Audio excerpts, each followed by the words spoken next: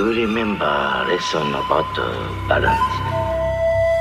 A lesson not just karate only.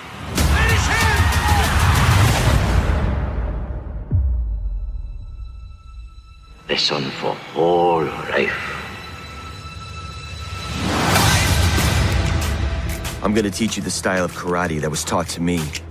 You're gonna be my karate teacher? No, I'm gonna be your sensei. You'll build strength, you'll learn discipline, and when the time is right, you'll strike back.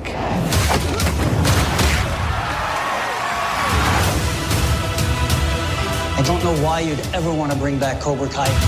What, you looking to take karate? It's my dad. You could still make something of yourself. Like your old pal Daniel LaRusso? You want to stick around? Learn a few things? Miyagi-Do is about defending yourself and protecting others.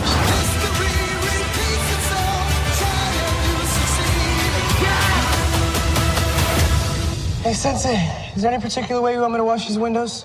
Nah, I don't give a shit. Are you losers? No, Sensei! Are you nerds? No, Sensei! Are you sure? No, Sensei!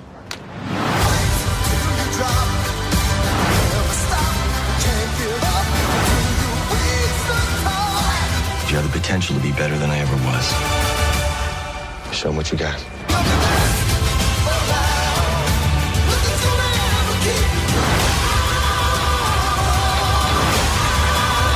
You want to finish this? Cut. All right, we get it? I think so. And put one of those hash browns at the end, you know, like hash brown team Cobra Kai or something. And then send it to the internet.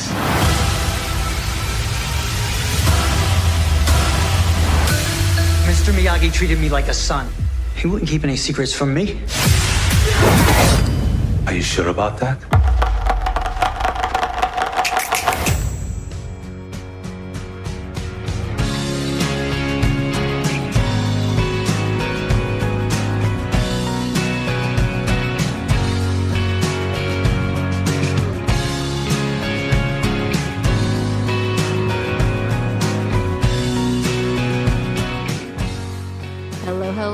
Happy New Year, and welcome to the first episode of 2021 of Killer Casting. I'm Lisa Zambetti. I am a casting director, best known probably for Criminal Minds, where I cast killers and psychopaths and FBI agents and everything in between. And joining me today are my two sexy beast co-hosts. Please say hello to Brian Allen Hill. Hello, everybody. Happy New Year. We survived. Happy New Year. I'm going to keep you, because I know you have to pee, so I'm just going to keep talking to you right now. That's fine. Just kidding. I'll just... I won't say it. My other sexy beast, the thunder from down under, Dean Laffin. Oof. Hello, everybody. Well, Happy New Year, my dear. Okay, so here's the thing. I'm really happy to see everybody. And along with Dean and Brian, we have two very, very special guests joining us today to talk about a streaming series that started out on YouTube before it was stolen away by Netflix. And it's based on a very popular movie. And I have to say, I never thought that this would be the kind of movie and series that we would cover on Killer Casting, because our fare tends to be a little bit darker and twistier. But before I tell you what it is that we're going to be covering, this is a little bit of a wind up here.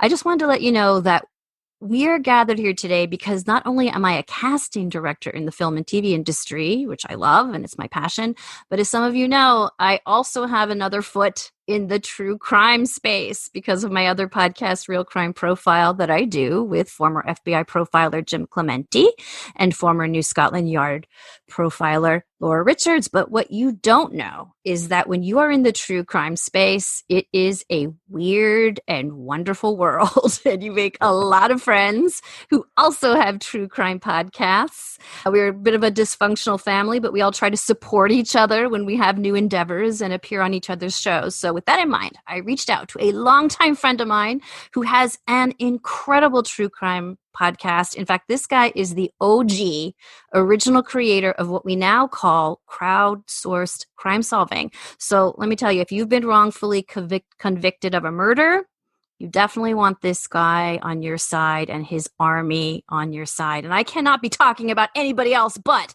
the amazing Bob Ruff from the Truth and Justice podcast. Hey, Bob. Hey, everybody. Thanks for having me, Lisa. Our hero. Our hero. It's really true. And if you don't know about Bob's podcast, please check it out. I mean, he just goes to bat for people who have been wrongfully convicted of murder. And in some cases, he has helped law enforcement and helped get their release. Can you just talk real quick, Bob, about your show? Yeah, so Truth and Justice, we're coming up on our 10th season. Each season we cover a new case. When we cover a case, it's a combined format where I'm telling a narrative, but the narrative that I'm speaking every week is a narrative form of my investigation, which I put out to my audience. And then we share case documents, crime scene photos, all that with the audience, who then joins in and puts in all of their expertise and participates in the investigation. And it went from a book club to we now work with several Innocence Project organizations around the country, and we have lawyers bringing us cases now. So it's different. It's not. I was a fireman before that, so it was just a hobby, and now it's my job. Yes, and you've helped many people, and you have just an amazing fan base, and I'm just so happy to be part of that. Okay, so when I contacted you, Bob, and I said, hey, you want to come on my new podcast? La, la, la. Tell me what show you're into, what you're watching. I thought it was going to be something like really down and dirty, and I don't know what I thought it was going to be, but you wanted to talk about Cobra Kai, of course. Why, of course? How is that of course? Well, you happened to ask me, are there any shows that you're into right now? I don't really watch a whole lot of TV. And you happened to ask me right when I had just discovered season 1 and 2 of Cobra Kai on Netflix and had binged the whole thing. So that's what I was into. And this is perfect timing because now season 3 has dropped, which I consumed in 10 hours on Saturday. As did we. Now, we should say, I have 2 boys and we binged through the whole thing in one day. And you have 3 boys? 2 boys? 3 boys and a girl. 3 boys and a girl. Right. And one thing I noticed is that it's really fun for adults and kids to watch this show together.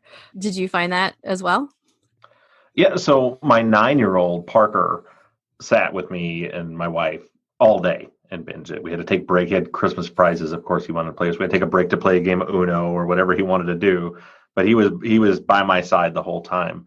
My one son's 20 and is not in the house anymore, but my oldest boy, Quentin, who's about to turn 16, he's into it, but he just got into it. Mm-hmm. And he's our video editor on my Bob and Weave podcast. So our episode on Cobra Kai got him interested, and now he is like halfway through season 2. So he was avoiding us the whole time we were watching it. Mm-hmm. My daughter, not so much, just not interested. Really? Okay. Well, obviously, if you all haven't heard of it, Cobra Kai is based on the very popular 1984 movie called Karate Kid. And we're going to talk about Karate Kid in a second. And the more I thought, Bob, about covering Cobra Kai, it just made sense because the cast has some unique attributes and the movie has some unique attributes too. And I also thought it'd be a perfect opportunity to get on my show someone who can really comment about the martial arts aspects of the series. And this is someone who's been a sensei for almost half a century. He's a 6th Dan black belt in judo and taekwondo. He's the founder of the Cal State University East Bay Taekwondo program, where he is the professor emeritus after teaching there for about 40 years. And yeah, he's my dad. Please welcome Professor Robert Zambetti. Hello. That was Brian. Be quiet. Say that. Okay. So, Dad, say hi. I said hi. Okay. Thanks for being here, Dad. Sure. I've been wanting to see what you do. Yes, you will see what I do. It's really not that hard. So, one thing, unfortunately, Bob, I know that you loved Cobra Kai and probably Karate Kid, but my dad had never watched the Karate Kid, right? No, never saw it. Despite being into martial arts. Is there any reason that you may have avoided watching it? I made it a point not to watch anything that had anything to do with martial arts in an entertainment field because I couldn't just sit and enjoy it. I would analyze it, and I couldn't go in with a blank mind. So I'd be criticizing what was going on, and so that's not a good way of enjoying anything. Right.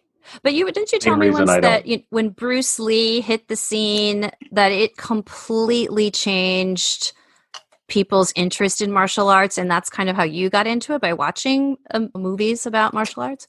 No, that's not Yes, it. you did. You told me that. I told you another thing. You have to hear me. Well, I started in judo. It was 1962, and Bruce Lee didn't come around till 70 something or other. So before Bruce Lee, the only real martial art that was popular at all was judo. And at that time, it was the third biggest AAU sport behind track and field and swimming. And you would never know it by now. But after Bruce Lee, then the striking arts became popular and became profitable. And then so people started opening up various kinds of karate, or whatever you want to call it, schools. And that's what really started it. And then judo really went downhill until Gracie came up, and the Brazilian jiu-jitsu, which actually brought up judo.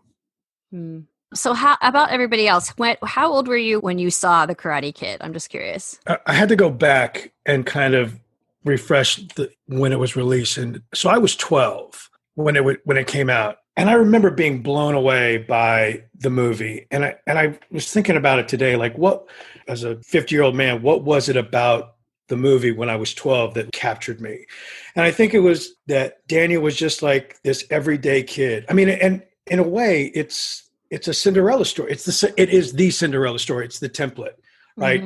Miyagi's the fairy godmother. I mean, you got the wicked stuff, and Daniel rises up and he becomes. Well, it's also the Rocky story, quite literally. Yeah, I mean, he becomes a king. Director that directed Rocky. Yeah, but I mean, it's like, so it's like the messaging is like, I could do that. I could rise up, and I think there's also this generational thing where so many of us at that time, at that age range, shared his experience of like being with a single mom, living in apartments, and to show the kind of greediness of living in the valley. I didn't grow up in the valley, but I grew up in San Antonio. And I mean, like, my mom and I were on our own for a while and living in apartments before she got married. And so there was this kind of immediate relatability of, that is my experience. And if Daniel can overcome, right, then so can I. And I think that was something that resonated very strongly. I mean, I think as a 12-year-old, fuck, I care. I mean, it's like, it's got action. And that's what I responded to. But as a grown man now, my experience of looking back on it, it's like, oh, those things, absolutely. And not everybody was attractive. People felt real. That was a time in casting, I think, where real people were still finding a place in the popular media. That was my experience. Bob Ruff, when did you see The Karate Kid? I meant to ask my mother that this weekend, and I forgot. So I was 5 when it came out. I remember watching it when I was very, very young and just being completely into the first Karate Kid. I remember going to the theater to see The Karate Kid Part 2. I don't know if I went to the theater to see the first one because I was only 5 years old, or I may have watched it on Betamax somewhere around that time once it came out. But yeah, I was between 5 and 10 years old when I saw the first two, and it was a very different experience than Brian's. And for me, it was just karate was everything. I could do this. I had a headband on my head. I went to school. I was practicing the crane technique on any stump I could find in my yard, and I was going to be the Karate Kid. And what I found is, like I said, we covered the first 2 seasons on my other podcast. The first 2 back 6 months ago. We talked about it with Zach and Bob and we with my co-host Zach and our guest Mike. And what we wanted to talk about was they're both younger than me. So I'm 41, Mike is 30, or Zach is 35, and Mike's 30. And I wanted to see how it related through the generations. And I found that it didn't. Neither one of them cared for it. Neither one of them finished the first season. They couldn't. They just thought it was corny. It was kooky. They of didn't Cobra like Kai, it. but not of Karate Kid, right? Well, same with Karate Kid. They both watched the Karate Kid when they were younger, but by then I think it was a different time. For in the 80s, like when karate was like it wasn't funny. It wasn't like imaginary. Like when I was in school, like that was real shit. Like karate is the way that you got to learn karate to be able to fight. And there was fights in school all the time, and they missed all that. by the time they got to that age. So to them, it was all just corny. And then Cobra Kai, which I think we would probably mostly agree is kind of corny, but to me, it's like an homage back to the Karate Kid. They didn't appreciate it at all. But then if I go down even further to my 15-year-old who fancies himself a bit of a film critic, he loves it and really appreciates it for the art that it is. Mm-hmm. Where some of the things that are corny and some of the dialogue and the things that, Johnny Lawrence's character is, the things he says that are really throwbacks to the 80s. Like he appreciates it. They didn't. To them, they were like just far enough past it where this is just stupid to them.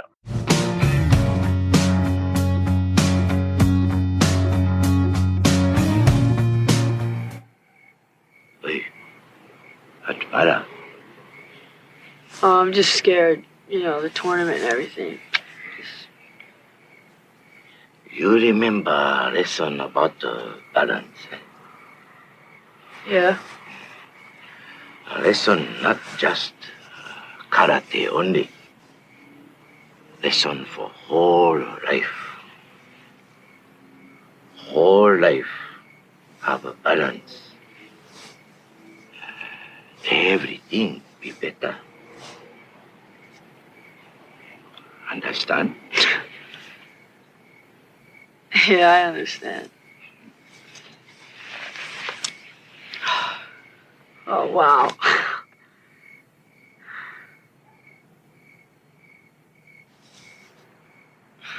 You're the best friend I ever had. You pretty okay, too.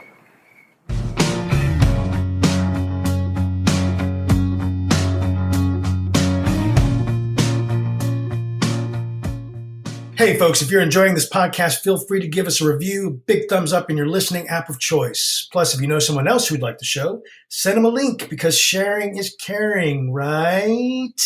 Now, back to the show. So it came out in 1984. In 1984, about 3,000 films were released domestically and internationally that year. And I mean, some amazing films, just heavy hitting, like The Natural, Indiana Jones and the Temple of Doom, Splash, just all kinds of iconic and blockbuster films and status films.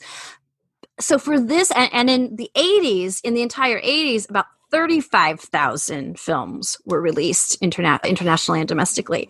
And for this film to sort of be in this top tier of films where you are still quoting wax on, wax off, and sweep the leg, Johnny, and whatever, and you still have most people, I mean, Bob, what you said was kind of flies in the face of what I'm going to say, but most people have a lot of nostalgia and sentimentality for the original cast. I mean, I can only think of a couple of movies like Star Wars original cast, maybe Back to the Future original cast, but this original cast somehow, this casting of these actors and these characters just resonated, as you said, Brian, through so many people, through so many decades, 30 years later. I should say it was cast by the great Caro Jones, who cast Rocky and then went on to cast Silent Rage and Force Vengeance with Chuck Norris, The Beverly Hillbillies, Petticoat Junction, Green Acres. I mean, just really interesting casting director. And as I said, John Avildson directed Rocky and also directed Karate Kid. So it had quite a pedigree of people involved in it. I think that the nostalgia aspect of the cast is like one of the best parts. It was the two guys I was talking about that didn't care for it. I think first of all, they weren't born yet when it came out. And so by the time they were old enough to watch it and appreciate it, they just didn't care for the Karate Kid, because by then in 1999, it just seemed too far-fetched. The whole idea seemed too far-fetched. But for me, anyone like my age and older, I think that was the best part. Every episode you're like when, I don't know if you're doing spoilers or not, you might have to bleep me out, but when Chosen comes back, hello? Like that was like they bring everybody back. Like every episode you're just waiting for Right. It's like going to a reunion again and seeing your buddies. I just want to talk about the original cast for a second. What do you think the legacy is of Mr. Miyagi and Pat Morita's portrayal? I mean, people just really have just a strong affection for him. He was actually nominated for an Oscar for his role in The Karate Kid. Thoughts about that, Dad? When you see Mr. Miyagi's portrayal of a sensei, he's kind of crotchetiness, but his goodness and his kindness and his discipline, and he doesn't, give out praise very easily. I mean, that feels really true to me, to the senseis that I, briefly studied with when I did jujitsu. Well, I knew those guys fairly personally, and he is true.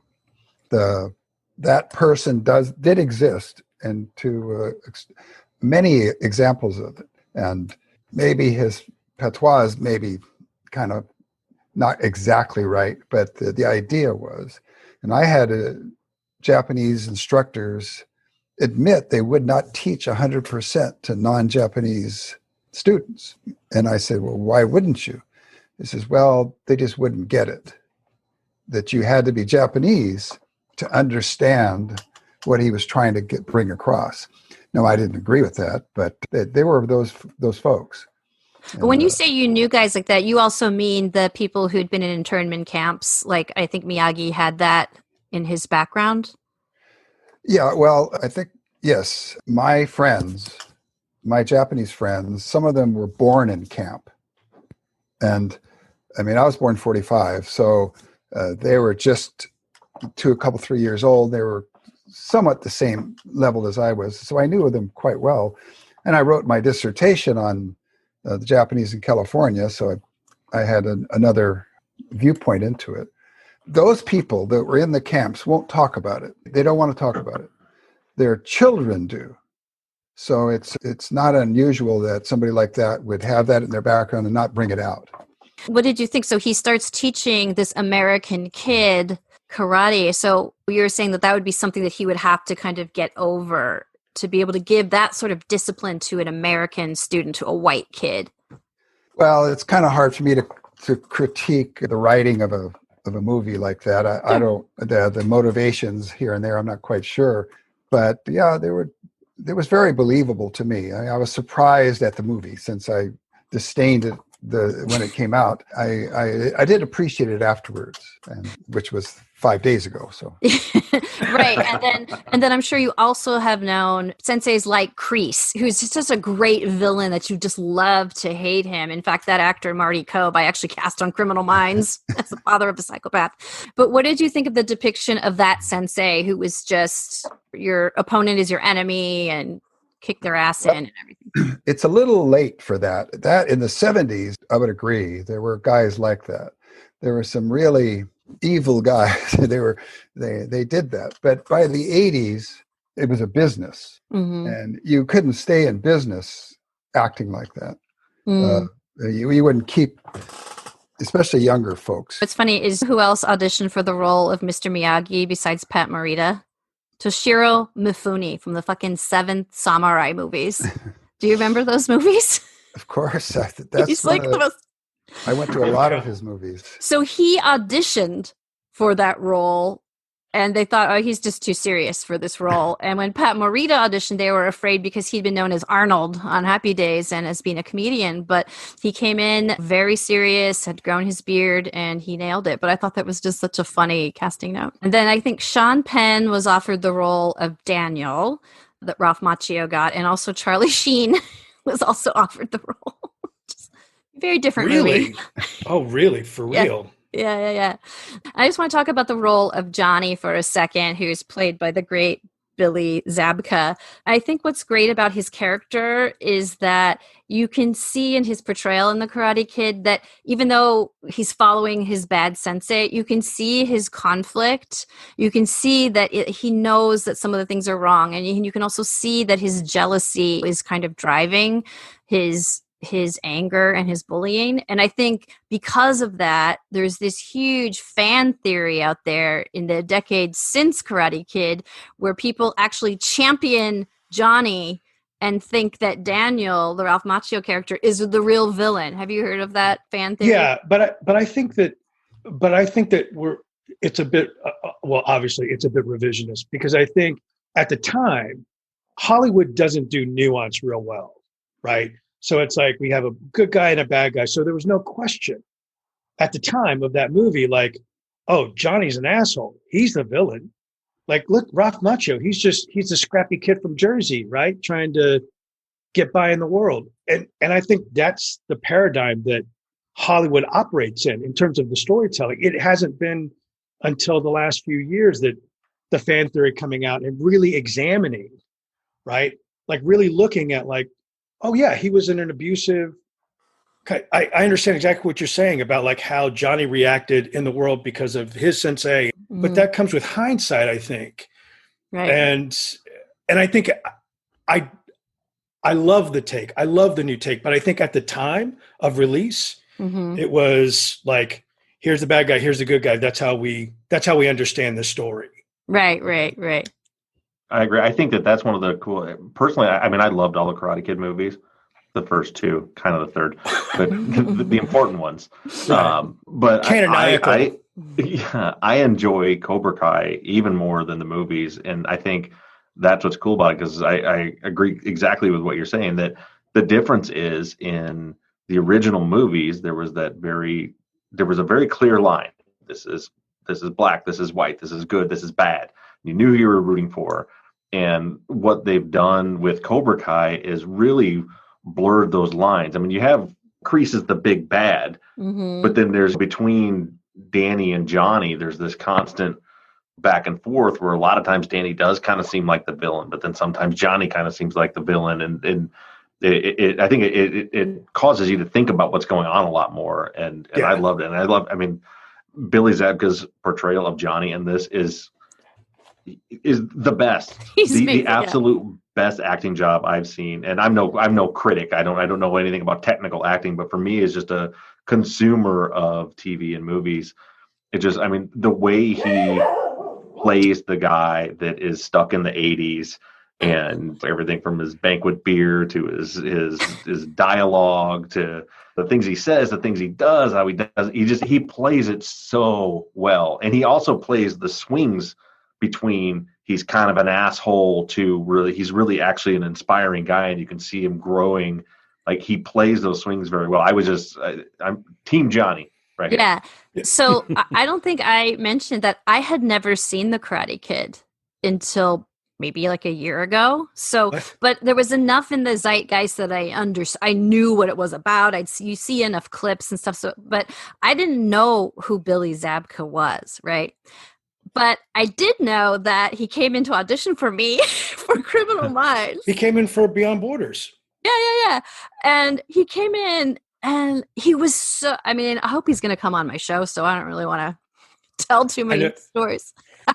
I know exactly what you're going to say. He was like, so first of all, he looked like he'd been on a bender. And then he was like, but he was so excited to be there, to be auditioning. And I was like, Jesus Christ, he's either had like 10 Red Bulls before, or I don't know what is going on with him, but there was something, that's what I thought too. But there was something about him that was so interesting that I wanted to cast him as an FBI agent because he looks like he's lived through some shit, or I want to cast him as a psychopath because there's something. And his agent was just always, no matter what I was casting, pushing him. And so when this happened, I was so happy for him, because sometimes it can be a blessing and a curse to be so identified with a role like Johnny in Karate Kid. Everybody knows you, but then you cannot break out of that.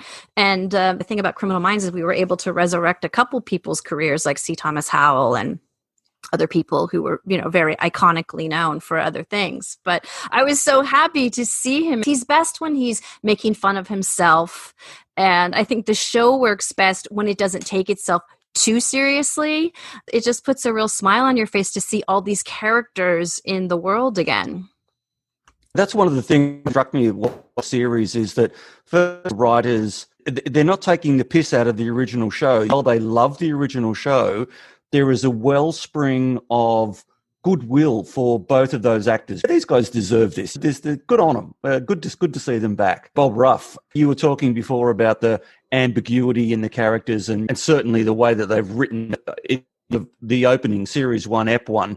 You've got an inversion. Originally, Danny was poor, and now Daniel is a millionaire, Johnny's working for peanuts, and so they've flipped the script. People really love to see that different POV. It signifies that this original script was written to be more ambiguous than the movie ended up being shot, because the fact that all the reels there to make Johnny the good guy and Danny the bad guy, it's all there. It's just a question of perspective.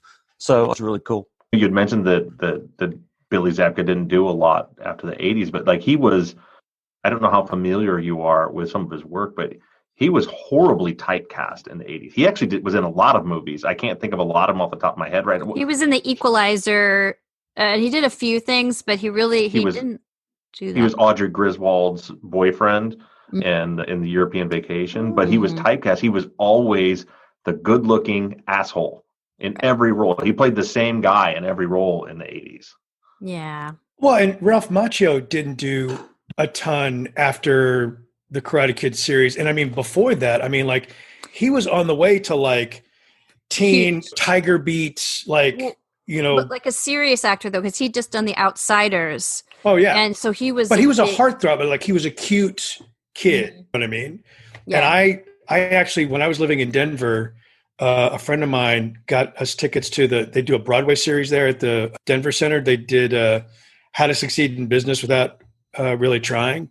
And the lead of that touring production was Ralph Macchio. And all I could think of, like, walking in was like, oh, this guy's going to be a chowderhead. I can't believe I'm watching this. And as I'm watching the musical, I'm like, holy cow, he is so good. He really was like kind of a five-tool guy. And I think he just kind of got lost in the shuffle. Like, there's a certain type of actor that made it big in the 80s that just went away. Yep. And we're going to turn to Cobra Kai more deeply in a second. Before I do that, we should note that Ralph Macchio was he had great movement skills. He was a dancer, and he didn't know any martial arts before the Karate Kid. He learned, they had a coach for about 2 months. Billy Zabka had been a wrestler, but he didn't have any martial arts training at all. And I find that stunning when I think about their performances. Dad, would you have guessed that they were so new to? Well, wasn't surprised that Macchio didn't know anything, but the people around them that were in the tournament and etc., they were fairly skilled. There were some good skills shown there. Macchio, I didn't see anything out of him, but the other characters in the tournament that they were beating throughout that thing, they were pretty skilled. I might have even recognized one or two of them. They must have picked them off of some schools around wherever they were shooting it.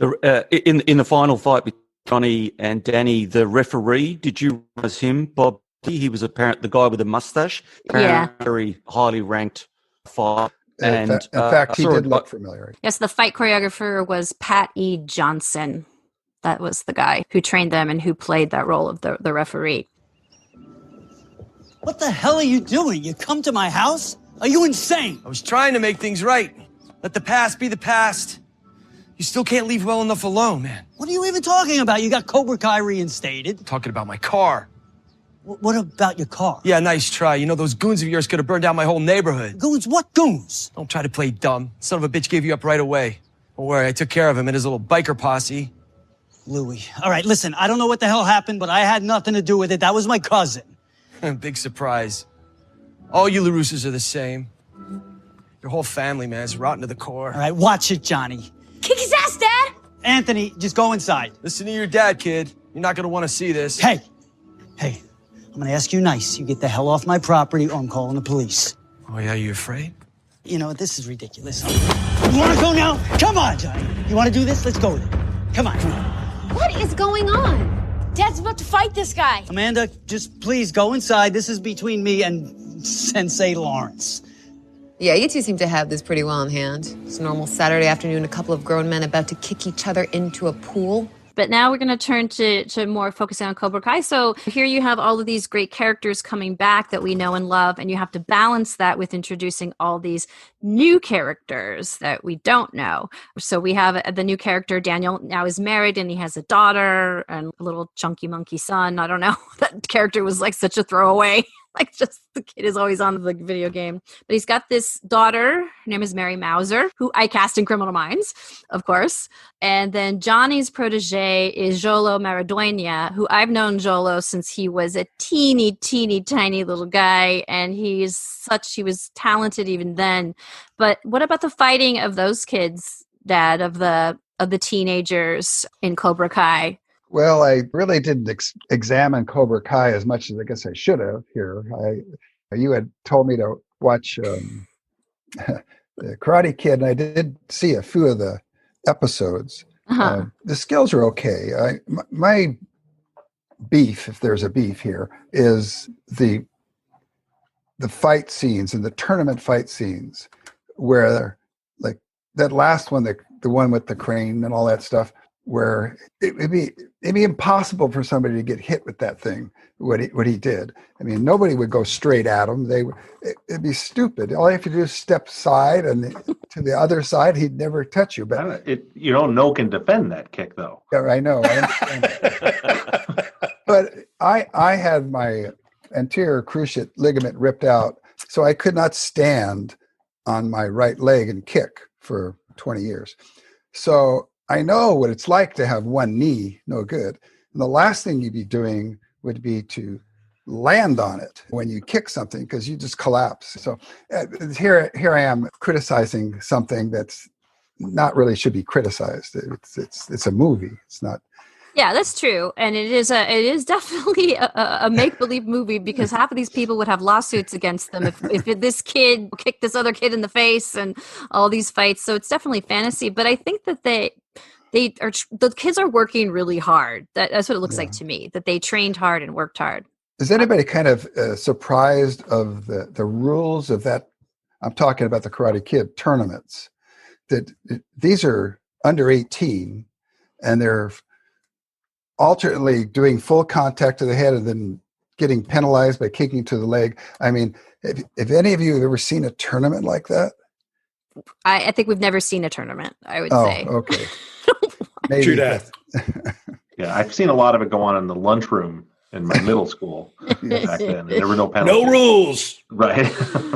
Okay. Well, I was just that's my last thing. Yeah, well, you're talking to a guy. You should know that my dad has had his nose broken, his eye popped out of his socket, his this, his that. He'd come home and you didn't know what was going to be going on. So that's the real world. So what else did you like about Cobra Kai? Just especially the first season. I thought the second season, they kind of ran out of juice for me. I love the first season and the third season a lot.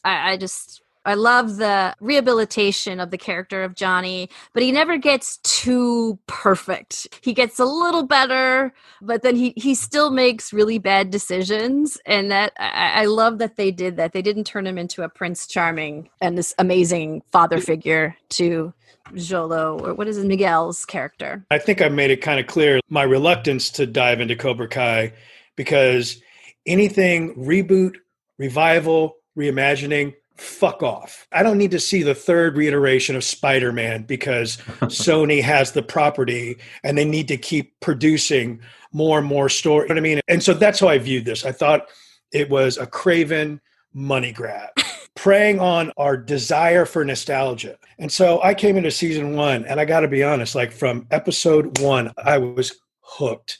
And because just of what you said, like what Billy does with Johnny is so nuanced. I mean, like, and what they're doing with the story, like, and it's been mentioned earlier, like Daniel comes off as a real jagoff in some of the episodes where he's trying to destroy this guy who has barely a pot to piss in. He does not set himself up as this kind of paradigm of morality. He lets his own kind of resentments about that time kind of get the best of him. I was curious. It is a particular feature of the American male psyche for so many people to kind of like see their high school days as the best days of their lives. And there's this kind of stunted, arrested development where guys just kind of live in that time, even on into their 30s and 40s. I don't think that's a particular feature of Europeans or other countries necessarily. And I thought that maybe that's where this thing would kind of reside, but but they take Johnny along. And like you say, it happens slowly and by degrees, where he takes one step forward, two steps back. He's culturally insensitive. And for some reason, I kept thinking like Bad Santa. Like, what's this akin to? And it was like, it's not quite right. And I figured out why. It's Bad News Bears. Like, Johnny is like, he is, it has that spirit of Bad News Bears, like taking in all of these kind of island of broken toys and misses, like bringing them together and judging the shit out of them. And then to see his origin story, to see this is where he comes from. I really like season 1 was off the charts for me. And it's, having done a bunch of shows geared towards young adults, casting in that genre is really tough because you have a lot of actors who have been trained to do Nickelodeon bullshit or Disneyfication of acting. We love Disney. We'd like to work for you again, Disney, but I can only speak for myself. There's a cottage industry geared towards turning these kids into caricatures. And so to find young adults who can bring seriousness and depth to these kinds of roles, I mean, it's really remarkable that they were able to populate so much of this with really quality actors.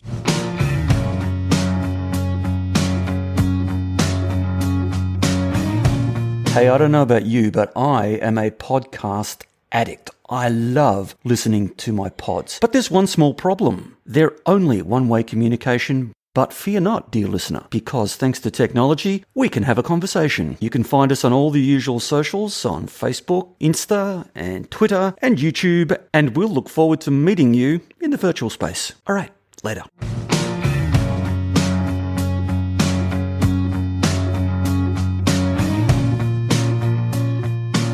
Bob, what was your favorite part of season 1 of Cobra Kai?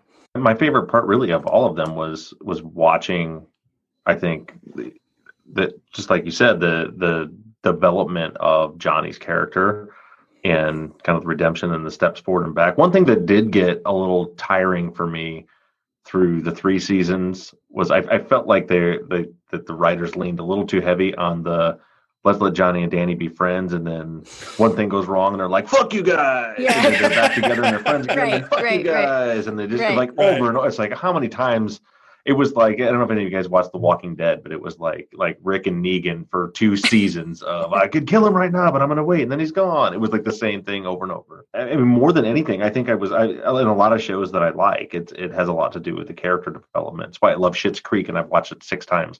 I don't think the writing's particularly great in Schitt's Creek, but I love the characters so much that I'll just keep watching it over and over again.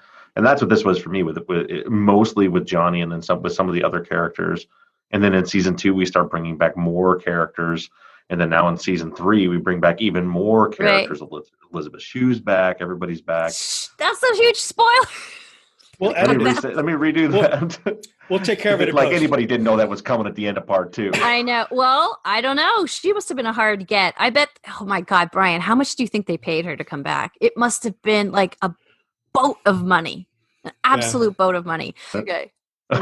So the end of season 1 has this great cliffhanger because Kreese comes in. Marty Cove, who plays Kreese, who he's just the master of the timeline, right? Yeah. Yeah, he's the master of the stink eye. He's got this sort of gaze that looks down and then looks up at you. That is just that's the money shot right there. So that's a great ending to have Kreese come back. And then, but like season 2 was just like, it's just a whole bunch of like repetitive, he's bad, and why doesn't Johnny see it? And will they, won't they? Will Daniel and Johnny become friends? Won't they? I mean, it just got very repetitive for me, even with the kids introducing a third girl into the mix of making all these love triangles.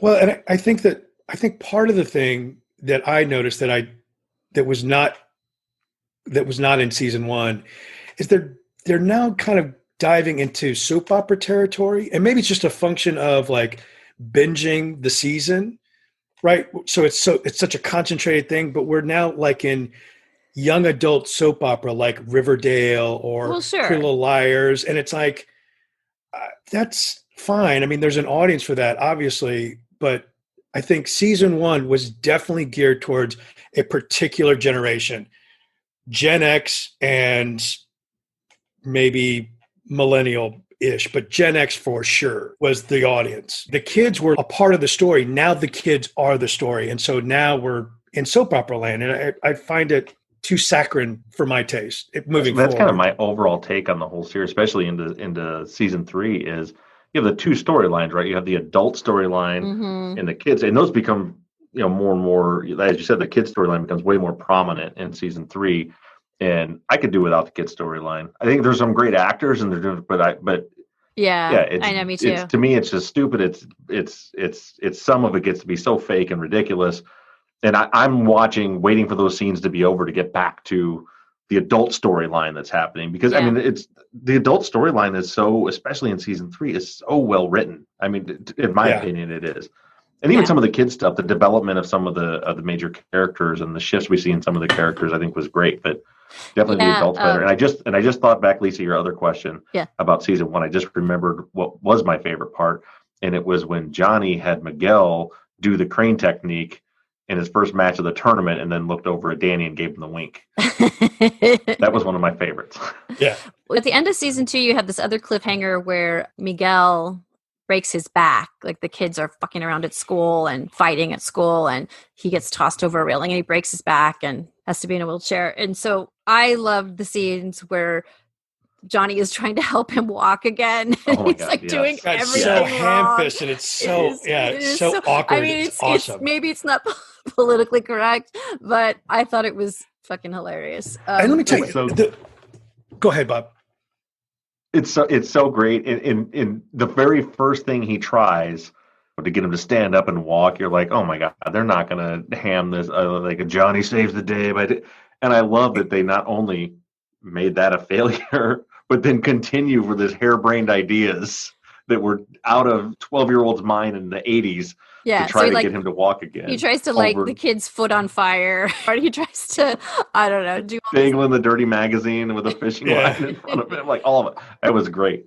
I will also say one of my favorite characters is Hawk. The kid who starts out as Lip becomes Hawk, and he's got a really interesting arc to go from victim to victimizer. It's that chain of abuse that Johnny was a part of. But I just find that kid so, because he is full on introverted, shy, and then over time he flips the script. When the Cobra Kai producers approached Billy Zabka and Ralph Macchio to do the series, what sold them on it is that they wanted to address bullying, because every kid can remember being bullied. I mean, I remember I was bullied.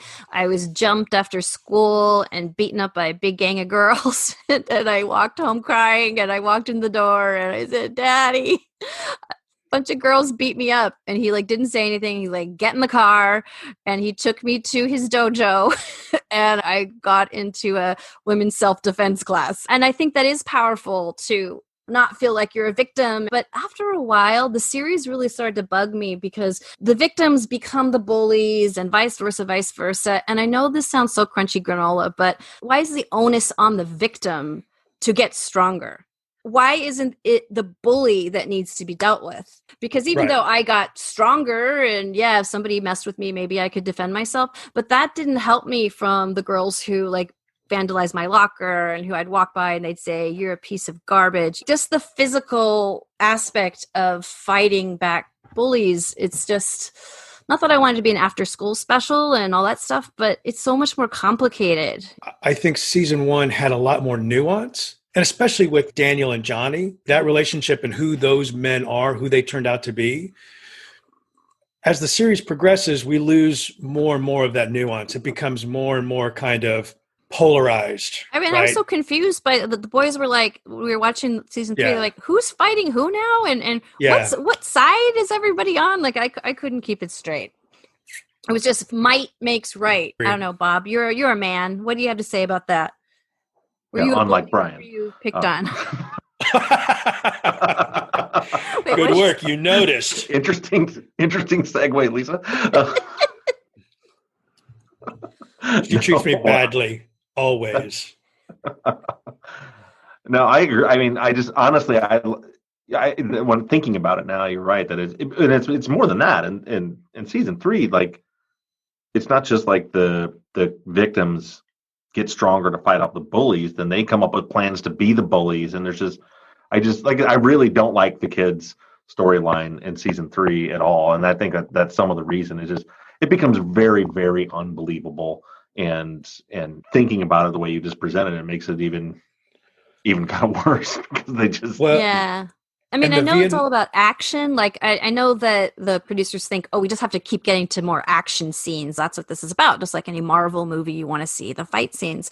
But it's just such thin reasoning. I feel like the Gen X audience, like myself, probably all of us that were watching it, wasn't really interested in the Power Rangers fight scenes. It didn't do it for me. I'm glad that you mentioned the Kid Hawk. Again, very few of those kids had any training prior to. Well, and I would say, having been a part of this world now for a bit, like Annalisa Cochran, who plays Yasmin, and then Barrett Carnahan, who plays young Creasy, Gail Pillsbury, my boss, when we were casting One of Us is Lying for Peacock Streaming, they came through and they got cast as two of our leads. Uh-huh. So it was really great to like see these two, and they are, I mean, like Yasmin, the character, is such a bitch in this thing. Just which the one worst. Is she? She's the blonde. Oh, okay, gotcha. Yeah. And Annalisa Cochran is like a pro's pro. She is as nice can be in real life. She came by the office and we just talked about craft and acting and all that. I mean, Barrett is just the nicest guy in the world. Yeah. Joe CEO, who plays Kyler, he's one of these guys who's just a pro. And it's these kind of people that I love seeing get work because they're deserving. They take their craft seriously. They're good at what they do. And it just shows really how transformative the craft can be. Like, these very nice people can play despicable people. It's the funny thing about Marty Cove, who plays Kreese. Marty also, even though he's been in a million things, his career, he was always really defined by this role of Kreese, and he hadn't worked in a while, and we were casting something on Criminal Minds, and he's a friend of Joe Mantegna's, and Joe's like, hey, could you, cast my friend Marty in this role? So we did, but I'd never seen The Karate Kid, so we do the table read, and all the cast and guest cast show up, and people keep staring at Marty and saying, sweep the leg, Johnny. I don't know what any of this means whatsoever. And he's just kind of smiling and, nodding, just the nicest guy.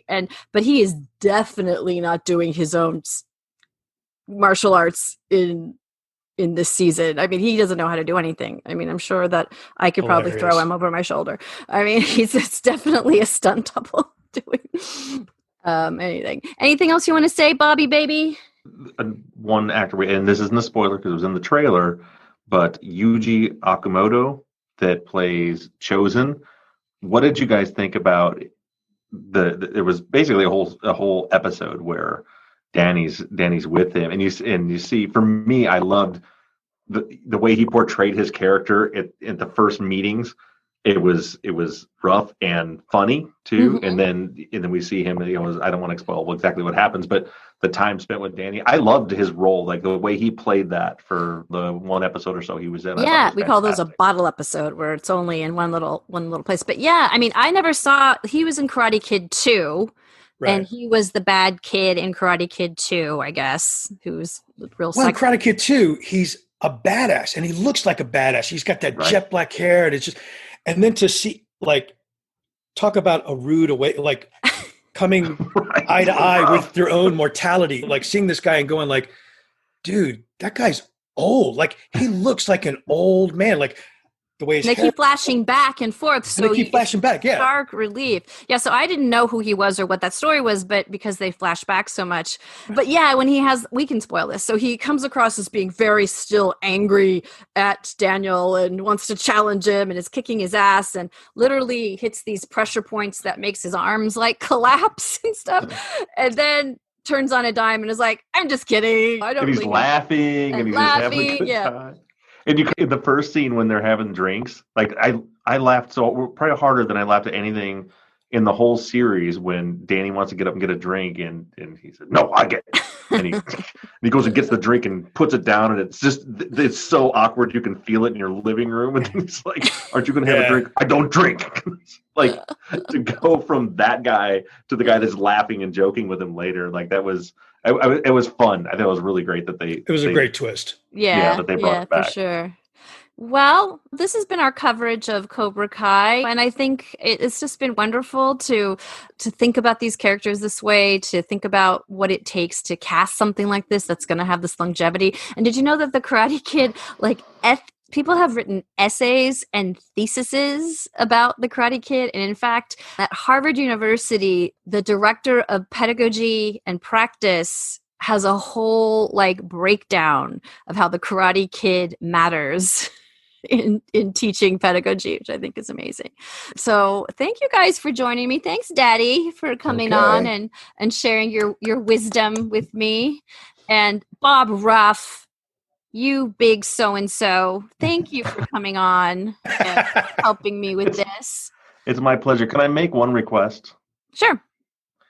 If somehow you manage to get Billy Zabka to come on the show and talk about this, I need to be a guest. Okay. A special guest back with you. At the very least, let him know that me with my no knowledge of acting whatsoever think he's my new favorite actor.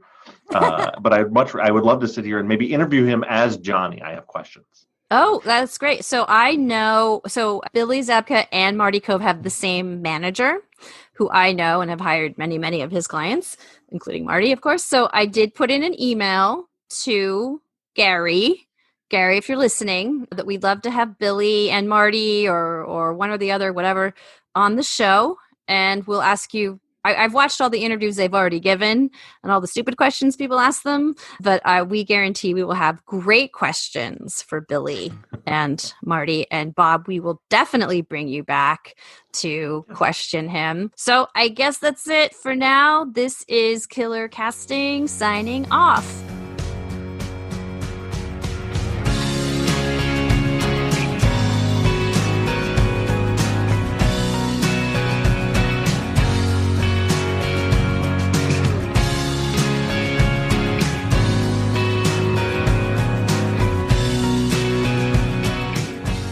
Killer Casting was created and produced by Lisa Zambetti. Sound editing by Dean Laffin from Real World Productions. Logo art by April Laffin. Theme music provided by Amphibious Zoo Music. And Big Fat Opinions provided by Brian Allen Hill.